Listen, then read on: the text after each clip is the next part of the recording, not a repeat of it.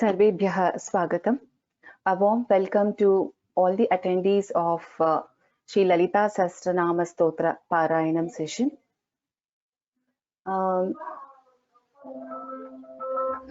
Shamyatam.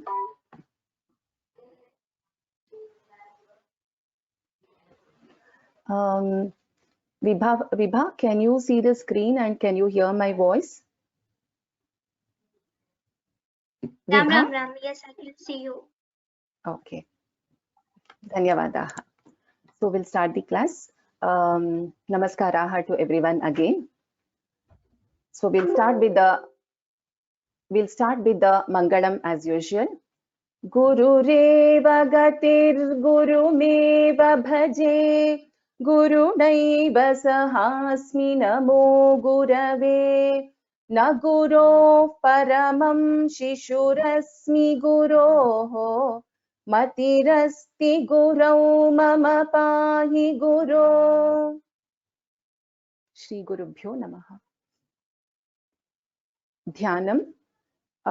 Let us visualize the form of Sri Lalita Parameshwari for a few seconds before we start the Dhyanam.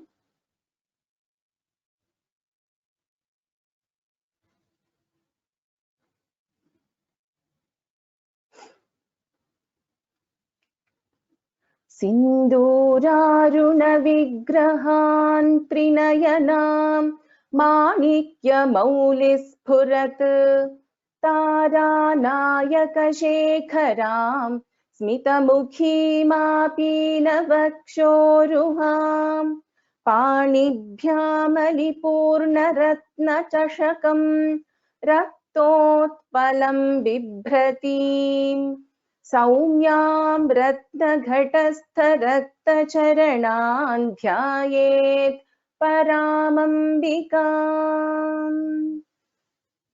श्रीमात्रे नमः. We will chant the first 14 verses and then we will start with the new verses. While you are all on mute, I request you all to chant along, though you are on mute. Om Shri Mata Shri Maharajni Shrimat Simhasaneshwari Chidagni Kunda Sambhuta Devakarya Samudyata Budyad Bhanu Sahasrabha Chaturbahu Samandita Ragaswarupa Pashadhya क्रोधाकाराङ्कुशोज्ज्वला मनोरूपेक्षुकोदण्डा पञ्चतन्मात्रसायका निजारुणप्रभापूरमज्जद्ब्रह्माण्डमण्डला चम्पकाशोकपुन्नागसौगन्धिकलसत्कचा कुरुविन्दमणिश्रेणी कनत्कोटीरमण्डिता अष्टमी चन्द्रविभ्राजदलिकस्थलशोभिता मुखचन्द्रकलङ्काभमृगनाभिविशेषका वदनस्मरमाङ्गल्यगृहतोरणचिल्लिका वक्त्रलक्ष्मी परिवाह चलन्मीनाभलोचना नवचम्पकपुष्पाभनासा दण्डविराजिता ताराकान्तितिरस्कारिनासाभरणभासुरा कदम्बमञ्जरी क्लुप्तकर्णपूरमनोहरा ताटङ्कयुगलीभूततपनोडुपमण्डला पद्मरागशिलादर्श परिभाविकपोलभूः नवविद्रुमबिम्बश्रीन्यक्कारिरदनच्छदा शुद्धविद्याङ्कुराकारद्विजपङ्क्तिद्वयोज्ज्वला कर्पूरवीटिकामोदसमाकर्षि दिगन्तरा निज संलाप माधुर्य विनिर्भर्सित कच्छपि मंदस्मित प्रभापूर मज्जत् कामेश मानसा अनाकलित सादृश्य चिबुक श्री विराजिता कामेश बद्ध मांगल्य सूत्र शोभित कंधरा कनकांगद केयूर कमनीय भुजान्विता रत्नग्रैवेय चिंता कलोल मुक्ता फलान्विता कामेश्वर प्रेम रत्नमणि प्रतिपणस्तनी नाभ्यालवाल रोमाली लता फलकुचद्वयी. So this is what we chanted yesterday. So we'll start with the new verses today.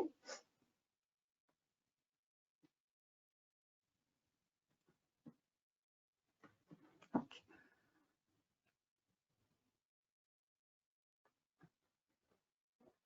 Vibha, you can repeat after me.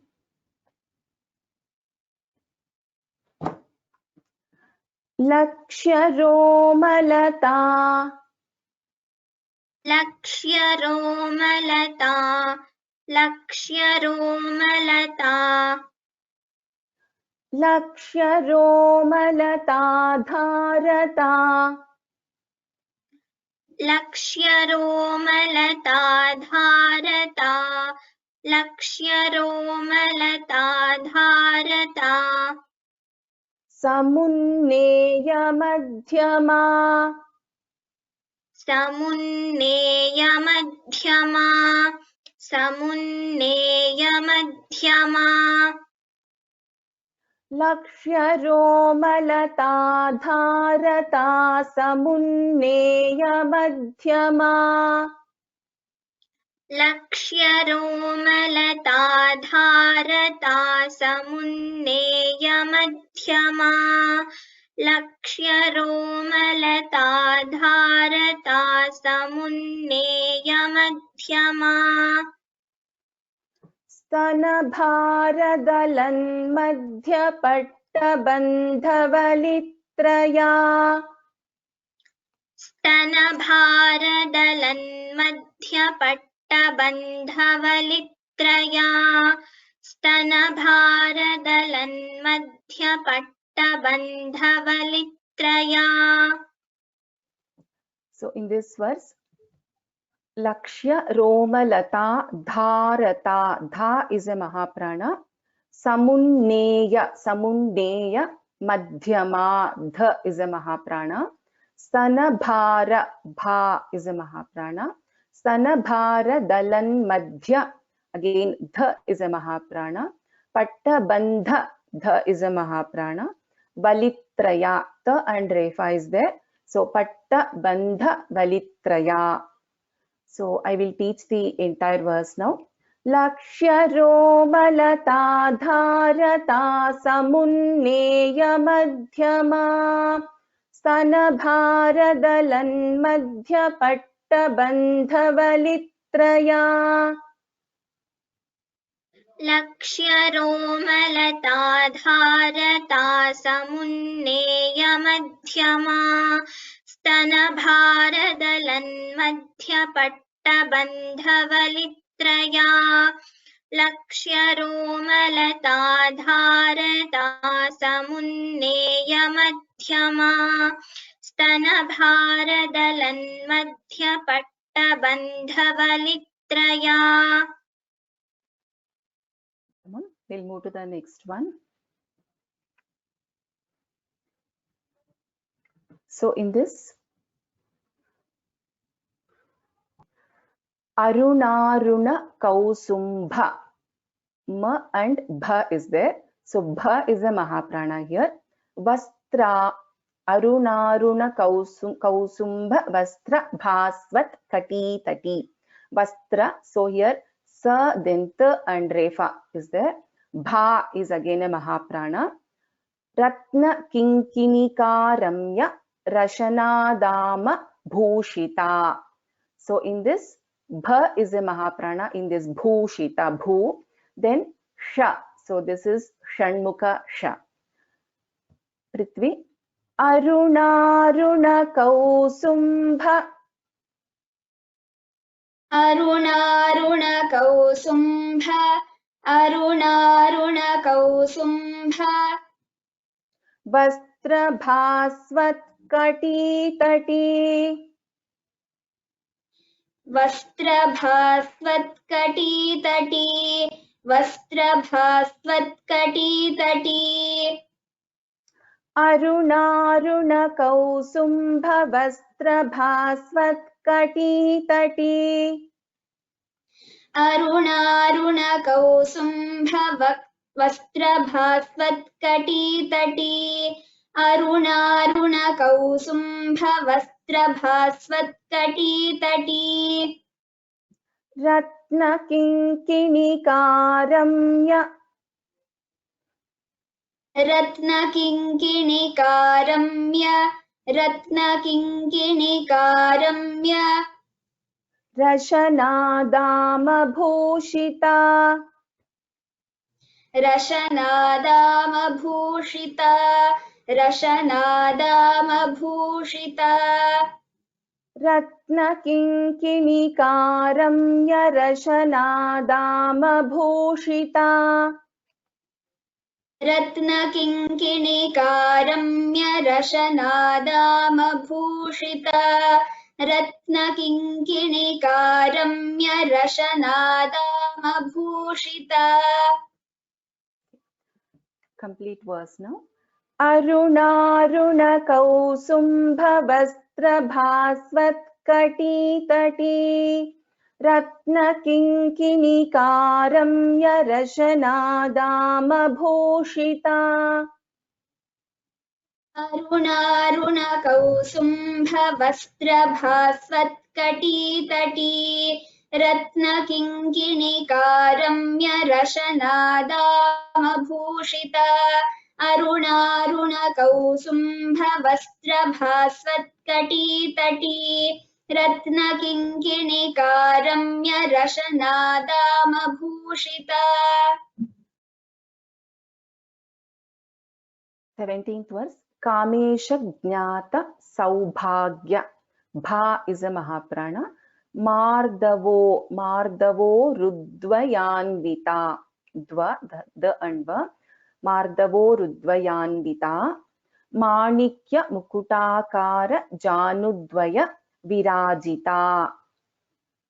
So here only one Mahaprana letter is there in this. Kamesha Jnata.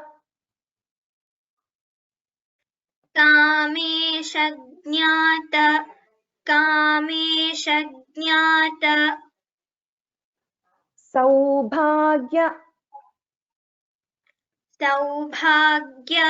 Saubhagya. Mardavo Rudvayanvita. Mardavo Rudvayanvita. Mardavo Rudvayanvita. Kamesha Jnata Saubhagya Mardavo Rudvayanvita. Kamesha Jnata Saubhagya Mardavo Rudvayanvita. Kamesha Jnata Saubhagya Mardavo Rudvayanvita. Manikya Mukutakara. Manikya Mukutakara. Manikya Mukutakara. Janudvaya Virajita.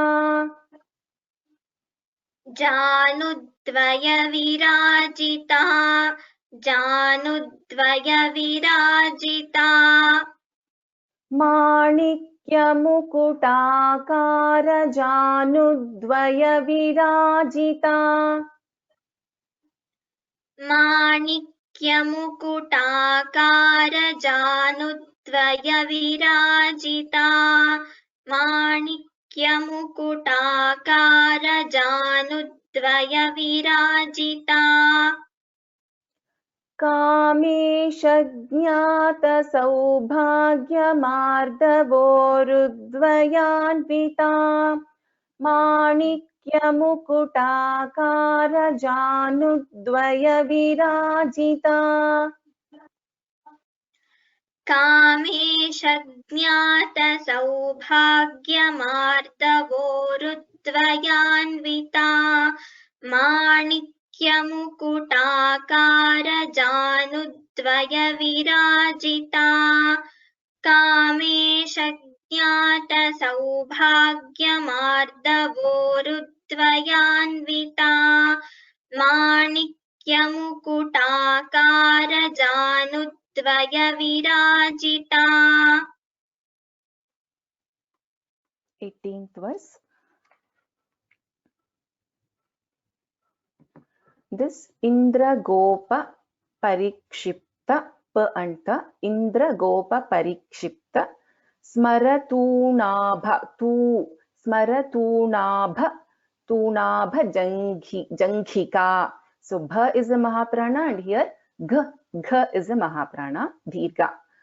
Gudha Gulpha, Dha is a Mahaprana, again L is there and Pha is there, Pha is a Mahaprana.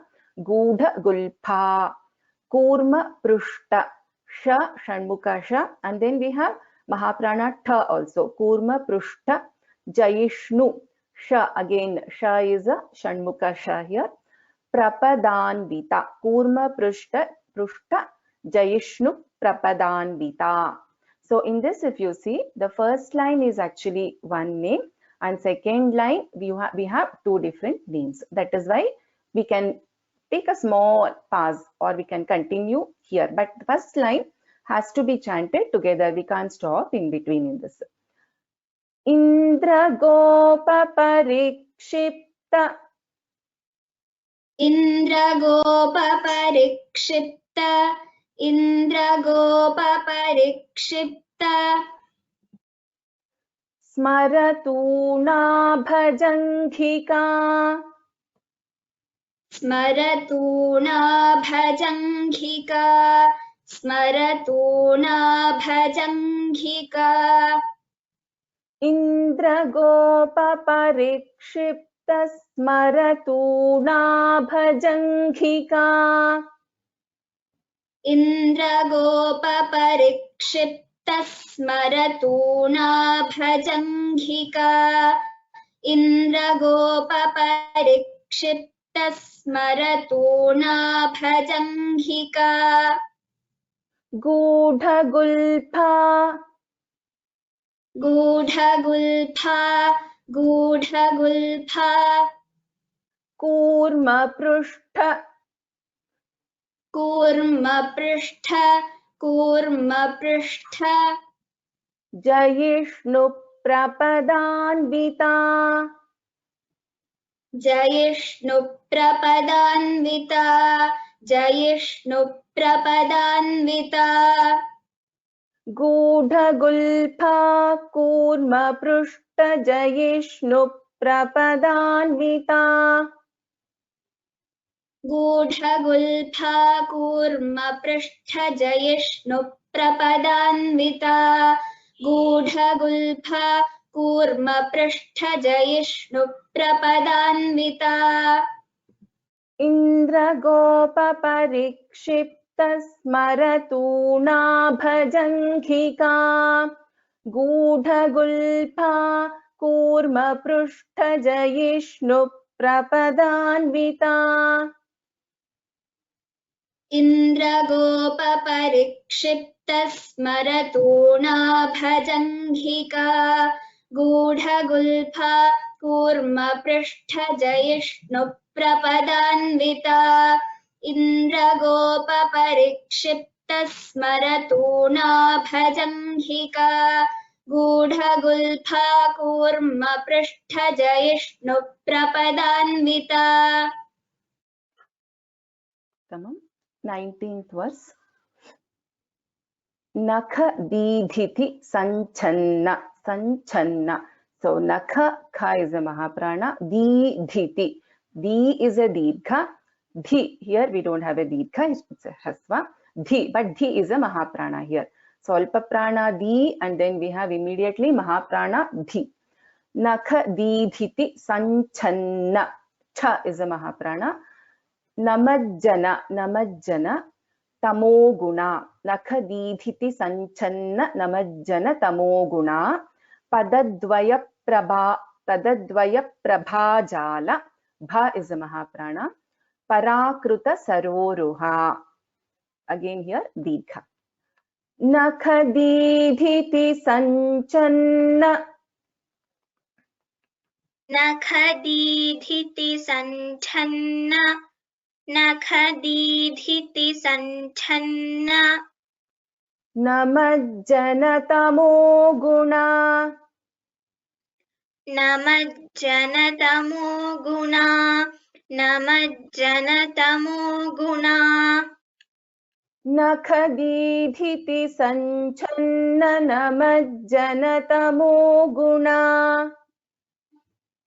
nakha didhiti sanchanna namajjana tamoguna, nakha didhiti sanchanna namajjana tamoguna. Padadvaya prabhajala, padadvaya prabhajala, padadvaya prabhajala. parakruta saroruha, पराकृत सरोरुहा, पराकृत सरोरुहा. padadvaya prabhajala parakruta saroruha.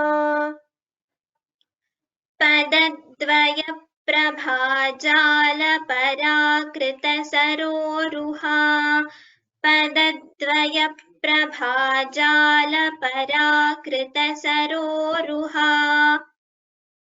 nakha didhiti sanchanna namajjana tamoguna. Padadvaya prabhajala parakruta saroruha. नखदीधिति सञ्छन्न नमज्जन तमोगुणा, पदद्वय प्रभाजाल पराकृत सरोरुहा. नखदीधिति सञ्छन्न नमज्जन तमोगुणा, पदद्वय प्रभाजाल पराकृत सरोरुहा. 20th verse. Sinjana mani manjeera mandita shri padambuja. Sinjana mani manjeera mandita shri padambuja. Marali mandagamana, marali mandagamana, mahalavanya shevadhihi. The last letter is a mahaprana letter in this. Sinjanamani manjeera, Sinjanamani manjeera, Sinjanamani manjeera, mandita shri padambuja, mandita shri padambuja, mandita shri padambuja. Sinjanamani manjeera mandita shri padambuja. Sinjanamani manjeera mandita shri padambuja, Sinjanamani manjeera mandita shri padambuja. Marali mandagamana, Marali mandagamana, Marali mandagamana, mahalavanya shevadhihi, Mahalavanya महालावण्यशेवधिः महालावण्यशेवधिः. So in this verse again, the first line, Sinjana Mani Manjira Mandita Shri Padambujaye Namaha. So this is one name of Lalitambika. And then we have Marali Mandagamana, another name. And then Mahalavanya Shevadhi is another name. So you can take a pause after Marali Mandagamana and chant Mahalavanya Shevadhi. However, you have to chant the first line together. Sinjanamani Manjira Mandita Shri Padambuja Marali Mandagamana Mahalavanya Shevadhi. सिञ्जानमणि मञ्जीर मण्डित श्रीपदाम्बुजा मराली मन्दगमना महालावण्यशेवधिः.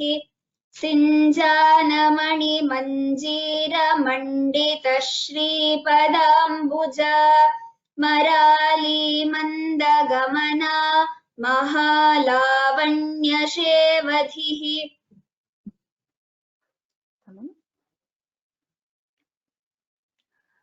21st verse, Sarvarunana Vadyangi.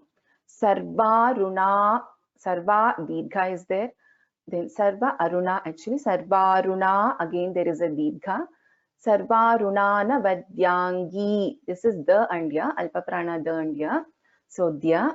Sarva Bharana, Bha is a Mahaprana. Bhushita, Bha is a Mahaprana, Shanmukasha. Shiva Kameshwarankastha. So here we have Shva, Sha and Vashva. And then Stha, Sa and Tha, Tha Mahaprana. Shiva Swadhina Vallabha. Dha is a Mahaprana and Bha is a Mahaprana. Bha Didgha. So here you notice, like we discussed in the first class in the pronunciation tips part. So this is Shiva. This is Shiva. So we should chant here Shiva and here Didgha should be given. Sarvarunana Vadyangi. सर्वारुणान वद्यांगी सर्वारुणान वद्यांगी सर्वाभरण भूषिता सर्वाभरण भूषिता सर्वाभरण भूषिता शिवकामेश्वराङ्कस्था शिवकामेश्वराङ्कस्था शिवकामेश्वराङ्कस्था शिवा स्वाधीनवल्लभा शिवा स्वाधीनवल्लभा शिवा स्वाधीनवल्लभा. So in this, actually in the first line itself there are three names. So Sarvarunayai Namaha, then Anavadyangayai Namaha, then Sarvabharana Bhushita is one name. Sarvabharana Bhushitayai Namaha. Shiva Kameshwarankastha, then we have Shiva, then we have Swadhina Vallabha. Three names here and three names here. Sarvarunana Vadyangi Sarvabharana Bhushita. सर्वारुणान वद्यांगी सर्वाभरण भूषिता सर्वारुणान वद्यांगी सर्वाभरण भूषिता शिवकामेश्वराङ्कस्था शिवा स्वाधीनवल्लभा शिवकामेश्वराङ्कस्था शिवा स्वाधीनवल्लभा शिवकामेश्वराङ्कस्था शिवा स्वाधीनवल्लभा. सर्वारुणानवद्यांगी सर्वाभरणभूषिता शिवकामेश्वराङ्कस्था शिवा स्वाधीनवल्लभा सर्वारुणानवद्यांगी सर्वाभरणभूषिता शिवकामेश्वराङ्कस्था शिवा स्वाधीनवल्लभा सर्वारुणानवद्यांगी सर्वाभरणभूषिता शिवकामेश्वराङ्कस्था शिवा स्वाधीनवल्लभा 22nd verse. Sumeru Madhya Shringastha. Sumeru Madhya, Dha is a Mahaprana. Shringastha, Tha is a Mahaprana. Shriman Nagara Nayika. Shriman Nagara Nayika. Chintamani Grihantastha, Tha is a Mahaprana. Pancha Brahmasanasthita. Pancha Brahmasanasthita. Ha and ma is there in this Samyuktakshara. Sthita, Tha is a Mahaprana. Sumeru Madhya Shringastha. Sumeru मध्य शृंगस्था सुमेरु मध्य शृंगस्था श्रीमन्नगरनायिका श्रीमन्नगरनायिका श्रीमन्नगरनायिका सुमेरु मध्य शृंगस्था श्रीमन्नगरनायिका सुमेरु मध्य शृंगस्था श्रीमन्नगरनायिका सुमेरु मध्य शृंगस्था श्रीमन्नगरनायिका चिन्तामणिगृहान्तस्था चिन्तामणिगृहान्तस्था चिन्तामणिगृहान्तस्था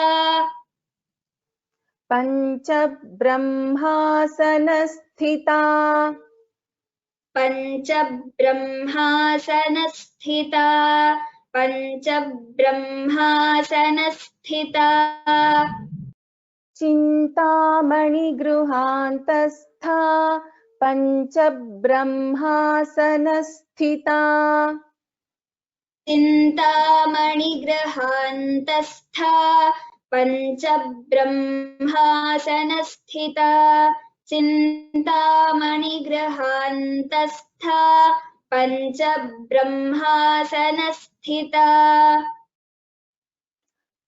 सुमेरुमध्यशृङ्गस्था श्रीमन्नगरनायिका चिन्तामणिगृहान्तस्था पञ्चब्रह्मासनस्थिता सुमेरुमध्यशृङ्गस्था श्रीमन्नगरनायिका चिन्तामणिगृहान्तस्था पञ्चब्रह्मासनस्थिता सुमेरुमध्यशृङ्गस्था श्रीमन्नगरनायिका चिन्तामणिगृहान्तस्था पञ्चब्रह्मासनस्थिता. So in this, if you see, we have Sumeru Madhya Shringastha is one name, Shriman Nagara Nayika is one, Chintamani Gruhantastha is one name, and Panchabrahmasanasthita is another name. So there are 4 names actually in this verse. So, just reiterating on the point what I told earlier, we cannot split Chintamani and then give a pause and then chant Gruhantastha here, because this is one name. So we have to keep this in our mind while we chant, because this is the names of Sri Lalita Parameshwari. In this 23rd verse, Mahapadmatavi Samstha. Tha is a Mahaprana. Mahapadmatavi Samstha, Kadamba Vanavasini, Sudha Sagara Madhyastha, Kamakshi Kamadayini. Sudha, Dha is a Mahaprana. Madhyastha, Dha is a Mahaprana. Again, Tha is a Mahaprana here. Mahapadmatavi Samstha. Mahapadmatavi Samstha. Mahapadmatavi Samstha. Kadamba Vanavasini. Kadamba Vanavasini. Kadamba Vanavasini. Mahapadmatavi Samstha, Kadamba Vanavasini. Mahapadmatavi Samstha, Kadamba Vanavasini. Mahapadmatavi Samstha, Kadamba Vanavasini. Sudha Sagara Madhyastha. Sudha Sagara Madhyastha. Sudha Sagara Madhyastha. Kamakshi Kamadayini. Kamakshi Kamadayini. Kamakshi Kamadayini. Mahapadmatavi Samstha, Kadamba Vanavasini. Mahapadmatavi Samstha, Kadamba Vanavasini. Mahapadmatavi Samstha, Kadamba Vanavasini. Sudha Sagara Madhyastha, Kamakshi Kamadayini. Sudha Sagara Madhyastha, Kamakshi Kamadayini. Sudha Sagara Madhyastha, Kamakshi Kamadayini. Mahapadmatavi Samstha, Kadamba Vanavasini. Sudha Sagara Madhyastha, Kamakshi Kamadayini. Mahapadmatavi Samstha, Kadamba Vanavasini. Sudha Sagara Madhyastha, Kamakshi Kamadayini. Mahapadmatavi Samstha, Kadamba Vanavasini. Sudha Sagara Madhyastha, Kamakshi Kamadayini. So here, Mahapadmatavi Samstha is one name. Kadamba Vanavasini, second one in this. Sudha Sagara Madhyastha, third one. Kamakshi is one name. Then Kamadayini. So we have 5 names totally in this verse. We'll move to the 24th verse. Devarshi Gana Sanghata Stuya Manatma Vaibhava. So Devarshi here, Shakara, Sha. Gana Sanghata, Gha is a Mahaprana in this. Sanghata Stuya Manatma Vaibhava. Bha is a Mahaprana. Vaibhava Dirgha. Bhandasura. Bha is a Mahaprana. Vadho Dyukta. Dha, Vadho, Dho is a Mahaprana. Dyukta, the and you, ya and u. So it is Dyukta. शक्तिसेना Samanvita देवर्षिगणसङ्घातस्तूयमानात्मवैभवा. I'll split and teach.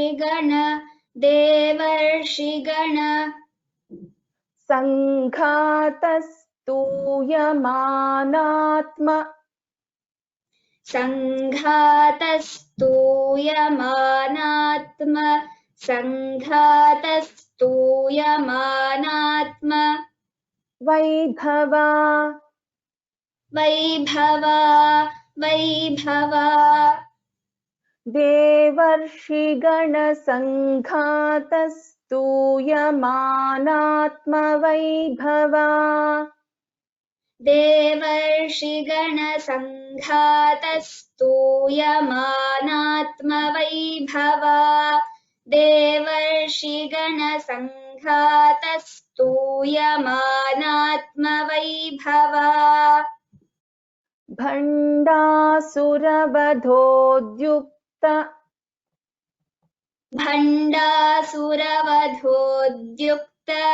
भण्डासुरवधोद्युक्त शक्तिसेना Samanvita शक्तिसेना Samanvita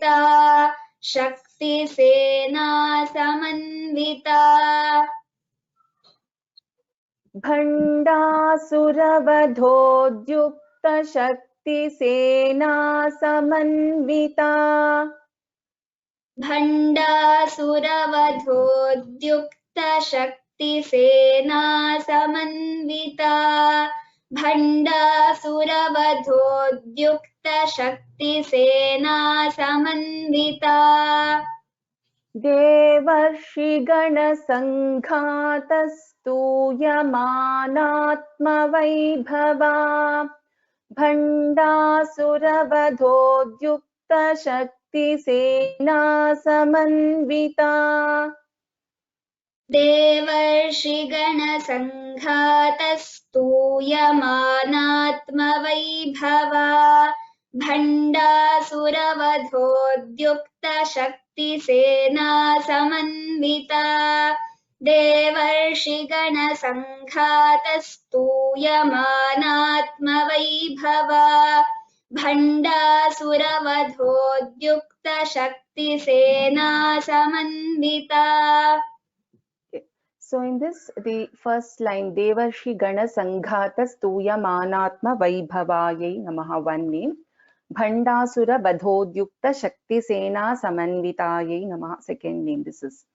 So there are two names in this verse. 25th one. Sampatkari Samarudha, Dha is a Mahaprana. Sindhurabraja Sevita, Sindhurabraja Sevita. Dhu is a Mahaprana here. Ashwarudhadhishtitashva. Ashwaru Dikha. Dha is a Mahaprana. Dhishti is a Mahaprana. We have a Shanbukasha and we have a Mahaprana Tha here. Ashwarudhadhishtitashva. Koti bhiravruta. Bhi again is a Mahaprana. Sampatkari Samarudha. Sampatkari Samarudha. Sampatkari Samarudha. Sindhurabraja Sevita. Sindhurabraja Sevita. Sindhurabraja Sevita. Sampatkari Samarudha Sindhurabraja Sevita. Sampatkari Samarudha Sindhurabraja Sevita. Sampatkari Samarudha Sindhurabraja Sevita. Ashwarudhadhishtitashva. अश्वारूढाधिष्ठिताश्व अश्वारूढाधिष्ठिताश्व कोटिकोटिभिरावृता कोटिकोटिभिरावृता कोटिकोटिभिरावृता कोटिकोटिभिरावृता अश्वारूढाधिष्ठिताश्वकोटिकोटिभिरावृता अश्वारूढाधिष्ठिताश्वकोटिकोटिभिरावृता अश्वारूढाधिष्ठिताश्वकोटिकोटिभिरावृता सम्पत्करी समारूढसिन्धुरव्रजसेविता अश्वारूढाधिष्ठिताश्वकोटिकोटिभिरावृता सम्पत्करी समारूढसिन्धुरव्रजसेविता अश्वारूढाधिष्ठिताश्वकोटिकोटिभिरावृता सम्पत्करी समारूढसिन्धुरव्रजसेविता अश्वारूढाधिष्ठिताश्वकोटिकोटिभिरावृता Can you repeat again the second line, please? अश्वारूढाधिष्ठिताश्वकोटिकोटिभिरावृता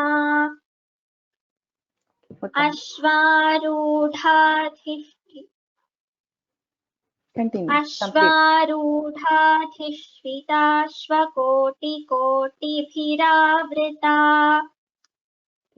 We'll repeat this verse again. Sampatkari Samaruಢ Sindhuravrajaseevita Ashvaruഢaधिष्ठिताश्वकोटिकोटिभिरावृता. Please repeat.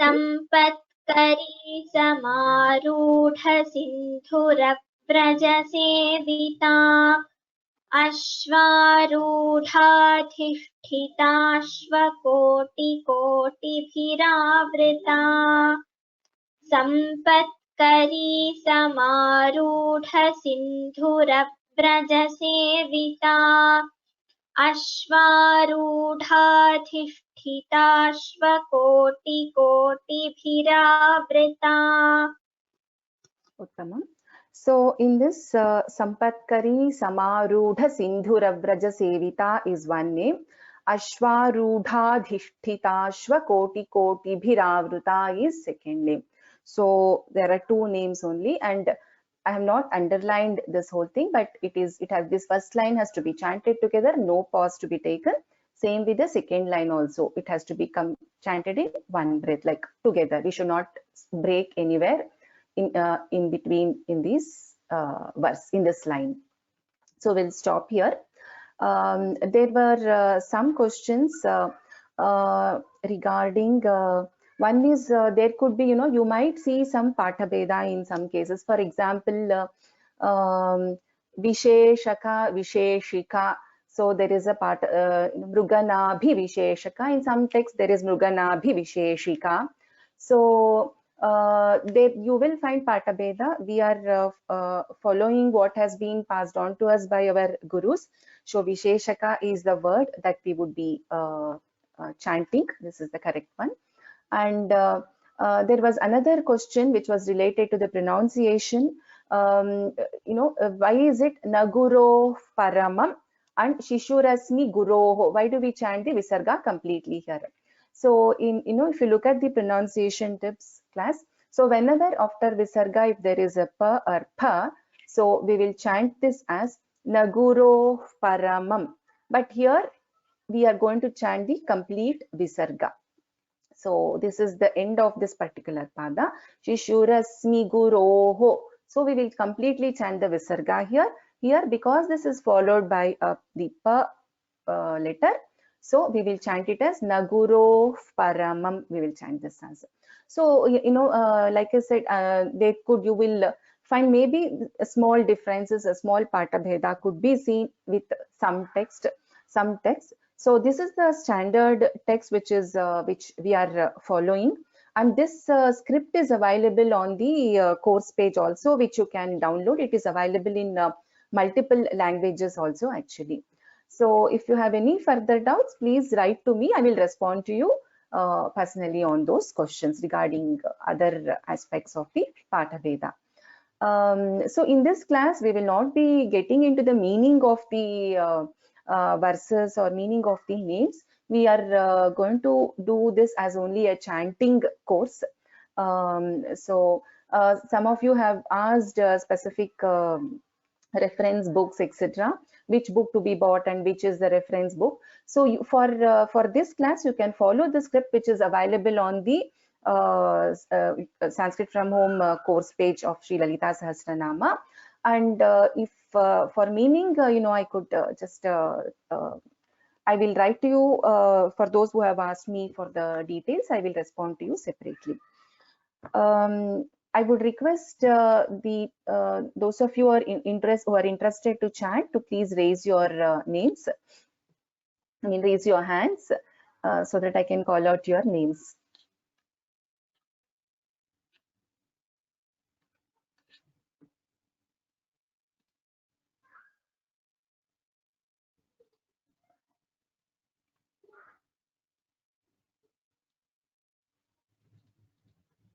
I think for some reason, okay, yeah, you can see now.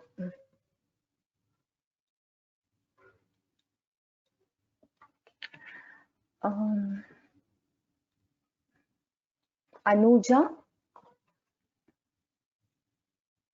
we'll start from 8th verse today. Anuja, I have unmuted you. Can you chant this? Ram, Ram, Ram. Kadamba manjari klipta karnapura manohara tantaka yugali bhuta tapano dupamandala.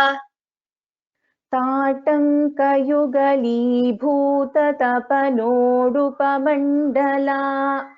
Together. Can you chant second? Tatankaयुगली भूततपनोडुपमण्डला. धन्यवादाः. Geeta Bhagini, Geeta, you are on self mute. Geeta, yes, Bhagini. Atmaragashila paribhav sorry, namaste Bhagini.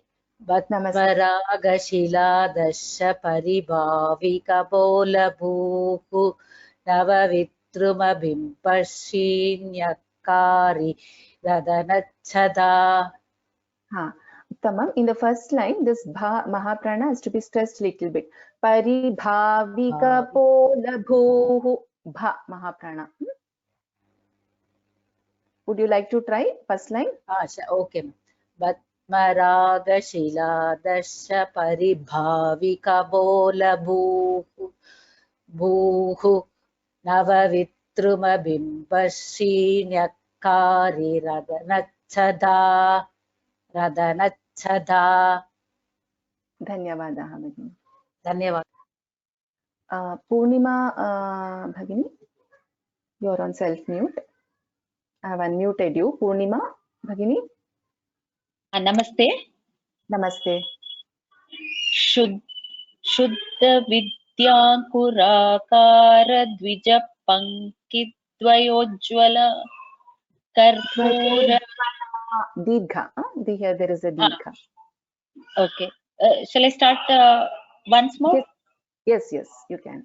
Shuddha vidyankurakara dvija pankidvayojvala karpura. 1 minute, Bhagini. द्विज पंक्तिद्वयोज्ज्वला. Can you repeat now? द्विज पंक्ति द्वयोज्ज्वला. Pankti. Pankti. Pan- You see? Oh, पंक्ति. हाँ. Okay, sorry. पंक्ति. हाँ. शुद्ध विद्यांकुराकार द्विज पंक्ति द्वयोज्ज्वला. कर्पूरवीटिकामोद समाकर्षि Digantara. So, Uttamam, only thing is you should not take a pause between the words in the first verse or second verse because it is one minute. अहं प्रयत्नं करोमि. Yeah, it takes time actually to practice. Yeah. Thank you. धन्यवादः. बिंदु भगिनी. हरि ओम भगिनी. हरि ओम. निज संलाप माधुर्य विनिर्भर्सित कंचपी. कच्छपी and कच्छपी. Once more I am telling. निज संलाप माधुर्य विनिर्भर्सित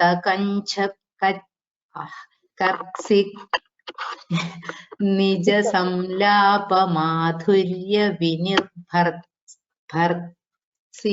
कच्छपी. Correct. मंदस्मित प्रभापूरमज्जत् कामेश मानसा. उत्तमं भगिनी. धन्यवादाः. प्रिया मनु, I've unmuted you. Priya Manu 1305. Yes. अनाकलित सादृश्य चिबुकश्री विराजिता कामेश बद्ध मांगल्य सूत्र शोभित कंधरा. Can you repeat the first line again? अनाकलित सादृश्य चिबुकश्री विराजिता चिबुकश्री दीर्घ. अनाकलित सादृश्य चिबुकश्री विराजिता कामेश बद्ध मांगल्य सूत्र शोभित कंधरा. उत्तमं. Mahaprana, you could give little more stress. Baddha, Shobhita, Kandhara. That, okay? Dhanyavadaha, Priya Bhagini.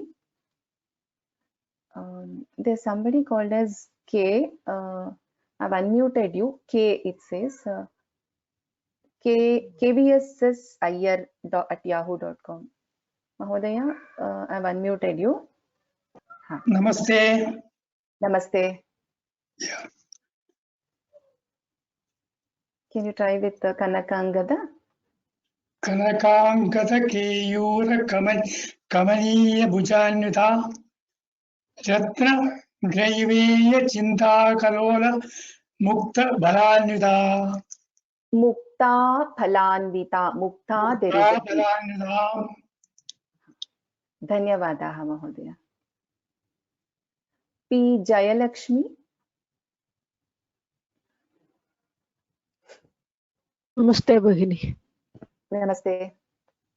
Kameshwar प्रेम रत्न मणि प्रतिपणस्थनी नाभ्यालवाल रोमालि लता पलकुचद्वयी. कामेश्वर प्रेम रत्न मणि प्रतिपणस्थनी नाभ्यालवाल रोमालि लता पलकुचद्वयी. Uttamam, in the first line, see this Mani Pratipanasthani, there is a Dvitva which comes here. Kameshwara Prema Ratna Mani Pratipanasthani. Mani Pratipanasthani. This Dirgha also should be heard clearly. Can you try again, Bhagini? Okay. Kameshwara Prema Ratna Mani Pratipanasthani नाभ्यालवाल रोमालि लता पलकुचद्वयी. उत्तमं. धन्यवादाः Jayalakshmi. some Sannyasi Rao, I have unmuted you, Mahodaya.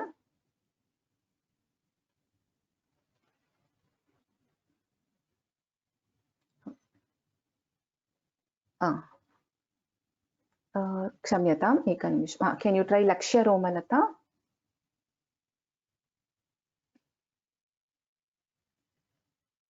Mahodaya, I can't hear you.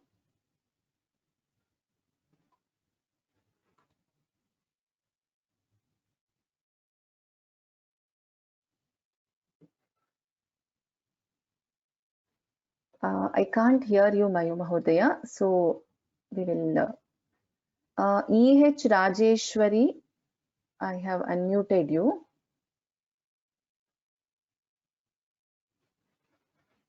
E.H. Rajeshwari, am I audible, Vibha? Yes, you are audible. Okay. Yes, ma'am. धन्यवाद. हाँ. Hari Om Bhagini. Hari ओम. लक्ष्यरोमलता धारता समुन्नेय मध्यमा लक्ष्यरोमलता धारता समुन्नेय मध्यमा स्तनभारदलन्मध्यपट्टबन्धवलित्रया. उत्तमं भगिनी, धन्यवादाः.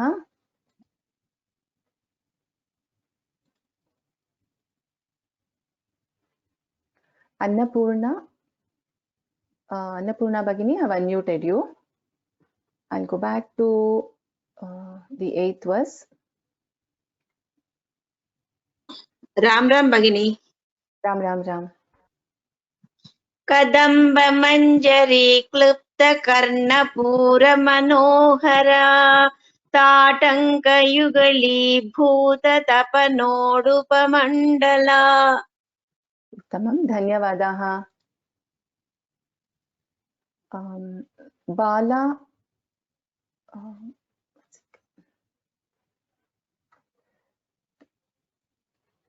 Bala. Namaste, ma'am. Namaste, Mahodaya. Can you try the 9th verse, please?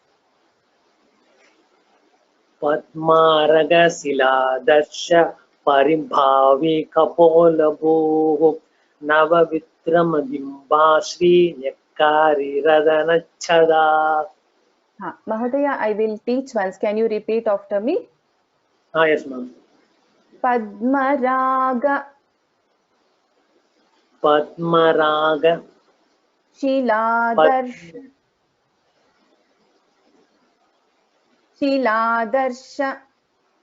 Siladarsha Siladarsha Paribha.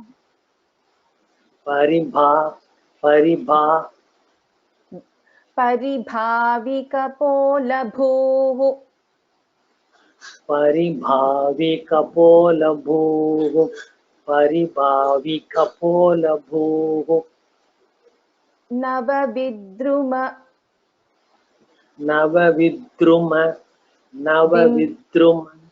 Bimbashrinyakari. Bimbashrinyakari Navavidruma bimbashrinyakari radanachada. Navavidruma bimbashrinyakari radanachada. Navavidruma bimbashrinyakari radanachada. They are here. Bimbashrin. It's not bimba. There is no dirgha after ba here. So you have bimbashrinyakari. Okay. Bimbashrinyakari. Dhanyavadaha, Mahodaya.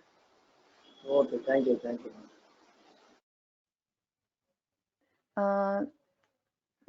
Last person for the day. Jhansi. Jhansi, you are on self-mute.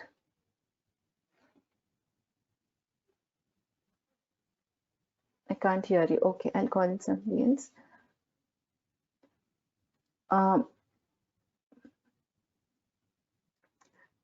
Lakshmi 77. I have unmuted you. Yes, Bhagini. हाँ 10th verse शुद्ध शुद्ध विद्यांकराकार द्विज पंक्ति द्वयोज्ज्वला कर्पूरवीटिका मोद समाकर्षि दिगंतरा. उत्तमम्. In the first pada शुद्ध vidyankurakara, it's not vidyankara, it is vidyankura. Can you repeat? Yes, ma'am. Yes, ma'am. शुद्ध विद्यांकुराकार द्विज पंक्ति द्वयोज्ज्वला कर्पूरवीटिका मोद समाकर्षि दिगंतरा. धन्यवादाः भगिनी. So we'll stop here today. We'll do the Mangalam.